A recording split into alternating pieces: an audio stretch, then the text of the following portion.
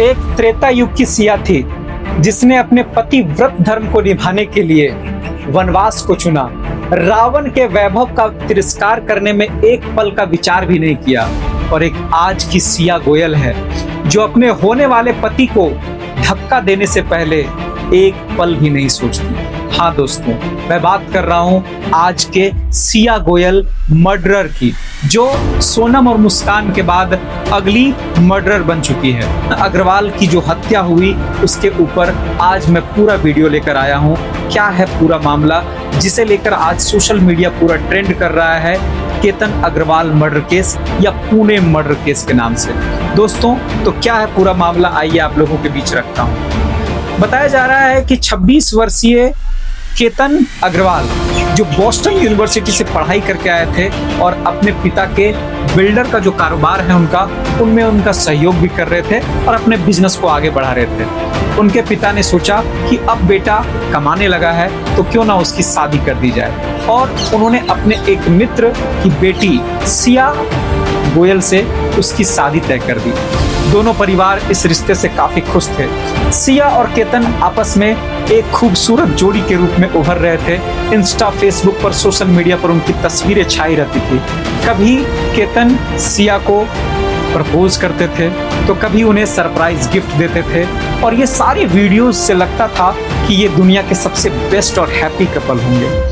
पैसों की भी कोई कमी नहीं थी। बताया जा रहा है कि दोनों की शादी नवंबर में होने वाली थी, जिसको लेकर राजस्थान का एक बहुत अच्छा होटल बुक किया गया था। 17 करोड़ रुपए इसमें खर्च होने वाले थे इस विवाह में, और मेहमानों को लाने ले जाने के लिए 2 प्राइवेट जेट भी बुक किए गए थे। सोच सकते हैं कितनी ग्रैंड शादी होने वाली थी इन दोनों की। सब कुछ अच्छा चल रहा था। इसी बीच 18 जून 2026 को एक खौफनाक घटना घटती है।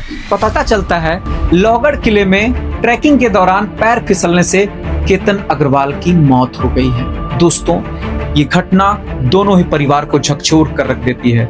रो रो कर सिया गोयल पुलिस को बताती है कि कैसे अचानक हवा चलने के कारण पैर फिसल जाता है केतन का, और वो 400 फीट गहरे खाई में गिर जाता है। शुरुआत में सभी लोग इस पर भरोसा कर लेते हैं। लगता है कि नियति को यही मंजूर था। बताया जा रहा है कि 2 दिन के बाद सिया गोयल का बर्थडे था, और उस बर्थडे के लिए केतन ने बहुत ही अच्छे से तैयारी करके रखा था सरप्राइज देने के लिए। उसे 40 कमरों का एक होटल बुक किया गया था उसके बर्थडे को सेलिब्रेट करने के लिए। सिया एक बहुत ही इमोशनल पोस्ट करती है अपने इंस्टा और फेसबुक पे, और कहती है कि मैं केतन तुम्हें बहुत मिस कर रही हूँ, तुमने मुझे मेरे बर्थडे पे क्यों छोड़ दिया, आई लव यू केतन। इस पोस्ट को डालने के बाद लोगों के भावनात्मक कमेंट्स आने शुरू हो जाते हैं। लोगों को लगता है कि इस लड़की के साथ बहुत बुरा हुआ है, लेकिन इसके बाद कहानी में एक नया मोड़ आता है। दोस्तों, केतन के माता पिता को और उसके परिवार को ये बात हजम नहीं हो रही थी कि पैर फिसलने से केतन की मौत हो सकती है, क्योंकि केतन की बहन बताती है कि केतन अपने स्कूल टाइम में बहुत ज्यादा ट्रैकिंग पे जाता था और उसे ट्रैकिंग का अच्छा अनुभव था। इसी बीच केतन की बहन का सिया गोयल से बात होता है। वो पूछती है कि भाई की मौत कैसे हुई, जिसके बाद इस प्रश्न को सुनकर सिया थोड़ा हड़बड़ा जाती है। उसके मन में साफ जो डर है वो नजर आता है, क्योंकि अगर कहते हैं ना कि चोर के दाढ़ी में तिनका जरूर होता है, तो थोड़ा थोड़ा तो वो डर रही थी। जिसके बाद केतन की बहन को उस पर शक होता है। वो अपने पिता को कहती है कि मुझे इस लड़की पे पूरी तरह से डाउट है, कहीं ना कहीं ये कुछ तो छुपा रही है। जिसके बाद के पिता एक प्रतिष्ठित व्यापारी थे। उन्होंने पुलिस प्रशासन को कहा कि मुझे इसकी पूरी जांच करवानी है। जिसके बाद पुलिस प्रशासन ने सिया गोयल का जो पूरा का पूरा हिस्ट्री है पिछले 5-7 सालों का, उसे खंगालना शुरू किया।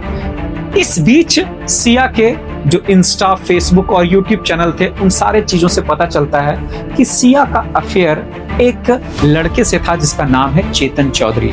चेतन चौधरी जो था वो हैसियत में उतना बड़ा नहीं था जिस तरह का केतन अग्रवाल था, क्योंकि केतन एक प्रतिष्ठित फैमिली से था, जबकि चेतन एक मीडियोकर मिडिल क्लास का लड़का था, जिसके कारण शायद उसके पिता जो सिया गोयल के पिता हैं वो इनके रिश्तों को स्वीकार नहीं कर रहे थे। और सिया गोयल भी अपने परिवार के खिलाफ जाकर कुछ करना नहीं चाहती थी, अपनी परिवार की बदनामी नहीं चाहती थी। यहीं से षड्यंत्रों की कहानी शुरू होती है। बताया जाता है कि इसके बाद पुलिस ने आगे तफ्तीश करना शुरू किया। उस दिन के जो 18 तारीख का पूरा वीडियो फुटेज था लोहगढ़ किला का, उसे खंगालना शुरू किया गया कि क्या कुछ संदिग्ध व्यक्ति वहां पर कोई नजर आता है। तो उस बीच देखा जाता है कि 33-34 डिग्री के गर्मी में एक युवक जो है वो हुडी पहनकर और अपने चेहरे को ढककर इन्हीं केतन अग्रवाल और सिया गोयल के अगल बगल घूम रहा है, लगातार उनका पीछा कर रहा है। जिसके बाद पुलिस को शक होता है और उस लड़के तक पहुंचने की कोशिश की जाती है। जब उस लड़के को पूछताछ किया जाता है तो पता चलता है कि वो लड़का बताता है कि मैं तो वहां गया ही नहीं था, आप चाहे तो मेरा मोबाइल ट्रैक करवा सकते हैं। मोबाइल ट्रैकिंग पे पता चलता है कि उस लड़के का जो मोबाइल का लोकेशन था उसके घर के आसपास ही था।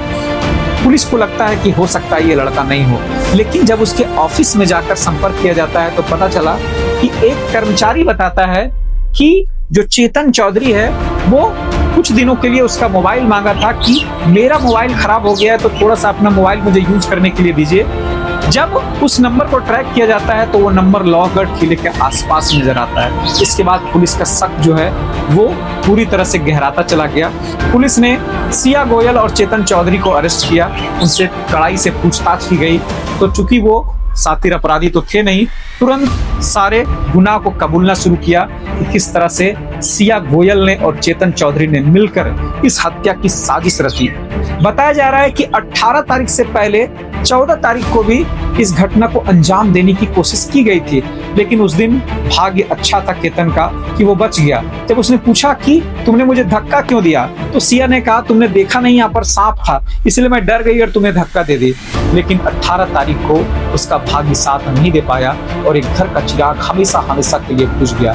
दोस्तों, सवाल यही है, कब तक? आखिर ये कैसा प्यार है जिसे बचाने के लिए किसी की जान की बलि देनी पड़ती है? दोस्तों, ऐसा हमारे समाज में, हमारे देश में ये क्या होते जा रहा है? लोगों के मन में ऐसा क्यों आ रहा है?